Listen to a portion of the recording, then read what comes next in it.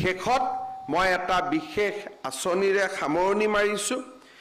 এইবাৰ মেট্ৰিক পৰীক্ষাৰ form fill up হ'ব অক্টোবৰ মাহত।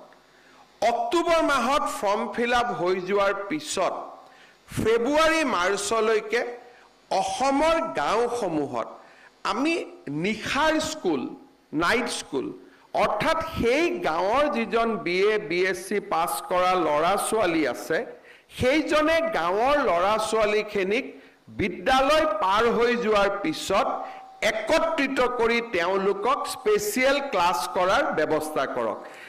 কোনোবাই শব্দটো টিউচন ক'ব, কিন্তু মোৰ মতেদি সেইটোক টিউচন নকয়, যদি সেইটোক টিউচন হয় তেতিয়াহ'লে গ্ৰীষ্মকালীন যিমান কেম্প হয় সেইবিলাকেও টিউচনৰ আখ্যা পাব।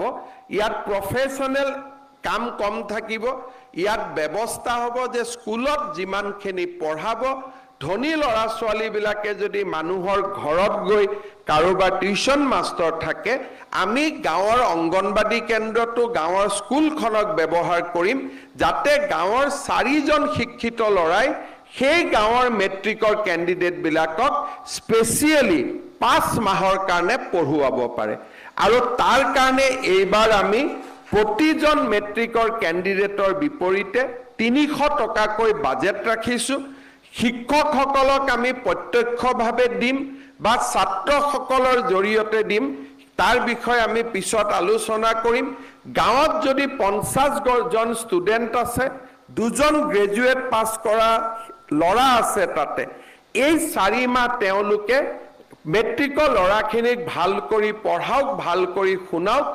আৰু মই ঝাৰখণ্ডত নিৰ্বাচনী প্ৰচাৰৰ সময়ত এটা NGO চলোৱা এই বিদ্যালয়বিলাক চাই আহিছিলোঁ, বহুত এফেক্টিভ হয়।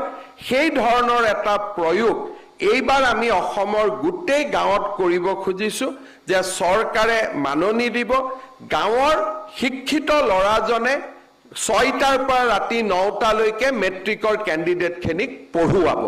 আৰু আমি এই ধৰণে নতুন নতুন উদ্ভাৱনী চিন্তাৰে প্ৰতিষ্ঠিত চিন্তাক আমি প্ৰত্যাহ্বান জনাব খোজো।